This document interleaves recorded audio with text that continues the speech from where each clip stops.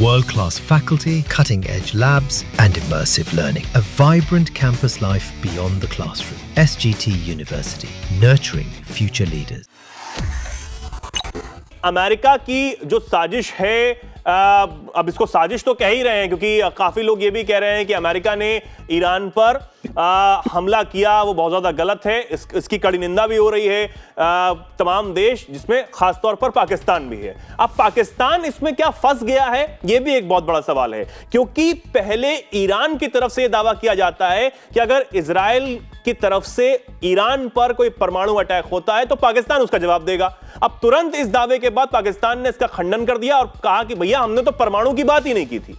अब जब अमेरिका ने अटैक किया तो बहुत ज्यादा मजबूरी में, आप देखिए कि कितना मजबूरी में जाकर इसको कंडेम करना पड़ा पाकिस्तान को, क्योंकि उससे कुछ घंटों पहले ही मुनीर साहब गए थे मुलाकात करने, लंच पर गए थे, और शायद जो डील बनाने की बात की गई थी कि आप चुप रहिएगा, हमें जो करना है हमें करने दीजिएगा, शायद यही हुआ होगा। लेकिन फिर भी दुनिया को तो दिखाना था, क्योंकि शहबाज शरीफ ने तो कोई ना पोस्ट डाला ना कुछ डाला, बस जो ख्वाजा आसिफ हैं उन्होंने कंडेम किया है, रक्षा मंत्री ने। क्या कहेंगे सर इस पर? कुछ पाकिस्तान में भी बात बता रहे थे आप। जी बिल्कुल, देखिए मैं इसको साजिश तो नहीं कहूंगा, क्योंकि मैं भारतीय हूं और भारत सरकार का पक्ष एकदम न्यूट्रल है, जो उचित है। मेरा भी पक्ष एकदम न्यूट्रल रहेगा। लेकिन ये बात सत्य है कि अमेरिका और इजराइल ने इराक वॉर के बाद, क्यों देखिए इजराइल शुरू से बहुत क्लियर रहा है। 1979 के अगर आप बेंजामिन नेतन्याहू के स्टेटमेंट्स देखेंगे तो वहां पे भी वो कह रहे हैं कि जो उनके मुद्दे हैं उसमें वो रिजोल्यूट हैं। 2003 से ये चीज शुरू हुई कि ईरान का न्यूक्लियर बम बनने नहीं देंगे। 2006 में इजराइल के एरियल शेरॉन ने बोला कि ईरान को न्यूक्लियर बम नहीं बनाने देने के लिए भले ही ईरान को नष्ट करना पड़े हम करेंगे। और तब से आज तक 20 साल हो गए, वो अपनी नीति पे एकदम जुड़े हैं। अमेरिका शुरू से इराक वॉर के बाद से उसने लेसन ले लिया। इराक वॉर में बहुत बैकलिश हुई थी। इराक वॉर के बाद से उसने डिप्लोमेसी, कूटनीति, छद्म नीति सबको मिलाते हुए इजराइल के साथ मिल करके पूरी तरीके से ये एक तरीके से चक्रव्यूह रचा। मैं इसको षड्यंत्र नहीं कहूंगा, क्योंकि मैं इसे बुरा नहीं मानता। जो इजराइल अमेरिका कर रहा है मैं उसे बुरा नहीं मानता। मैं खुद मानता हूं कि ईरान के पास न्यूक्लियर बम नहीं होना चाहिए, ऐसे गैर जिम्मेदार मुल्ला देश के पास। लेकिन तो उन्होंने जो चक्रव्यूह रचा वो बहुत खूबसूरती से रचा। और आप इसीलिए देखिए कि हमारा जो ऑप सिंदूर के बाद, जिन लोगों को ये लग रहा था कि ऑप सिंदूर के बाद पाकिस्तान को क्यों उन्होंने प्रश्रय दिया, अमेरिका ने, लोग नाराज थे, वो इसलिए दिया कि मैं उसको स्पष्ट करता हूं। देखिए पाकिस्तान अमेरिका के आंगन में बंधा हुआ धोबी का गधा है, ठीक है। आप जब उसे देखते हैं कि वो बैठ के खा रहा है, उसके पास भंडार है चारे का, तो आपको लग सकता है कि इसकी तो ऐश हो रही है, दावत चल रही है। लेकिन अल्टीमेट एम यही है कि धोबी उस पर कपड़े लादेगा और 4 लाठी मार के उससे काम करेगा, उसको दोहन करेगा। बिल्कुल। तो पाकिस्तान को, जो पाकिस्तान की लीडरशिप है वो अत्यंत लालची, अत्यंत डॉलर की भूखी है। तो पाकिस्तान को शुरू से उन्होंने पकड़ के इसीलिए रखा है।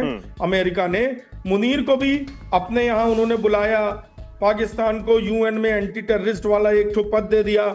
और मुनीर को बुला के रखने का मतलब उसका स्वागत करना नहीं है, उसको बुलाया गया एक तरीके से उसको बंधक बनाने के लिए कि वो बात इनकी माने ही माने। अब पाकिस्तान किस चक्कर में फंसा है देखिए, पाकिस्तान उम्मत की वजह से उसको, चूंकि वो भी अपने आप को उम्मत का बहुत बड़ा खलीफा मानता है, तो उसको साथ तो ईरान का देना पड़ेगा, जुबानी साथ वो दे रहा है, ठीक है। न्यूक्लियर बम एक्चुअली है ही नहीं पाकिस्तान के पास। जो कुछ थोड़ा बहुत वो कर रहा था वो भारत ने ऑप सिंदूर में नष्ट कर दिया उसका। न्यूक्लियर कैपेबिलिटी है ही नहीं, तो बात ही खत्म हो गई न्यूक्लियर सपोर्ट की। वो तो कोई अब बात ही नहीं है, आप समझ लीजिए। लेकिन ये भी कहा जा रहा था ना कि अभी तक तो ट्रम्प को नॉमिनेट किया गया नोबेल पीस प्राइज के लिए, और ये उसके बाद ही अटैक कर दिया। हाँ, मैं उस पर भी आ रहा हूँ। अब देखिए ट्रम्प को नोबेल पीस प्राइज, आप जानते हैं ट्रम्प एक नार्सिसिस्टिक पर्सनालिटी है। मैं कई दिनों से कह रहा हूं टीवी चैनल्स में कि ट्रम्प को नोबेल चाहिए। अंत में उसने खुद स्टेटमेंट दे दिया कुछ दिन पहले कि उसे 5 नोबेल मिलने चाहिए। तो देखिए नॉमिनेट उसने पाकिस्तान से जानबूझ के कराया, क्योंकि पाकिस्तान तो एक कंट्री तो है ही है, उसका एक इंडिपेंडेंट कंट्री का स्टेचर तो यूनाइटेड नेशंस में है ही है। तो हमारे यूपी में जैसे कहावत है कि छोटी पियो चाहे बड़ी, दोनों एक के भाव पड़ी। तो चाहे कोई भी नॉमिनेट करे, पाकिस्तान से नॉमिनेट करा दिया। अच्छा, पाकिस्तान नॉमिनेट करने के बाद क्या हुआ कि जब पाकिस्तान डिक्लेयर कर चुका है कि तुम शांति के पुजारी हो, तो अब वो विरोध कर नहीं सकता। That is one. दूसरी चीज ये हुई कि पाकिस्तान के साथ करने के लिए भारत को भी कुछ संदेश था, वो मैं बाद में कवर करूंगा भारत का पोर्शन जी। तो उसके बाद अब क्या हुआ है कि देखिए, छुपी बात यह है कि पाकिस्तान के अंदर जो यूएस का इंटरवेंशन है मिलिट्री, जो यूएस के मिलिट्री बेस वहां पर हैं, वो भारत के लिए नहीं है, ना ही वो चीन के लिए है, ना ही वो रशिया के लिए है, वो एक्चुअली ईरान के लिए है। ईरान सॉल्यूशन जब तक पूरा नहीं हो जाता तब तक पाकिस्तान के अंदर यूएस मिलिट्री इंटरवेंशन यूएस चाहता है। और इसमें भी आप देखिएगा, अगर जंग और बढ़ती है तो ऐसा भी हो सकता है कि पाकिस्तान के अंदर से, पाकिस्तान की जमीन से ईरान पे ड्रोन्स और यूएवी अटैक हो, वो यूएस द्वारा, और जिसको पूरी तरह डिनाई किया जाए। क्योंकि देखिए, दुनिया में सिर्फ 5 देश हैं जो सच जान सकते हैं, क्योंकि उनके पास सैटेलाइट टेक्नोलॉजी है। बिल्कुल। इन 5 देशों में भारत, चीन, रशिया, अमेरिका, ये देश हैं। तो इनके अलावा ये छोटे मोटे, ये ईरान ये जितने भी इनके सपोर्टर हैं, इनके पास टेक्नोलॉजी नहीं जानने की सच की वो कहां से एयरबॉर्न हुए थे, कहां गए थे। और ये जो 5 देश हैं, ये अमेरिका से बिना मतलब पंगे, बेगानी शादी में अब्दुल्ला दीवाना नहीं बनेगा, जैसे भारत नहीं बनेगा। बिल्कुल। और रशिया भी नहीं करेगा, चाइना जानते हुए नहीं करेगा, बिकॉज चाइना ये जानता है कि ग्वादर और चाबहार पोर्ट, जो कि उसके सीपेक की नज्म है, चाइना का जो विजन प्लान है वो सीपेक पे डिपेंड करता है। सीपेक काफी हद तक चाबहार और ग्वादर पोर्ट पे डिपेंड करता है। तो उसे अपना स्टैंड एकदम सही रखना पड़ेगा कि कल को अगर यहां ईरान में प्रभुत्व हो जाता है अमेरिका का, तो भी मेरे इंटरेस्ट खराब ना हो, तो वो भी कुछ नहीं बोलेगा।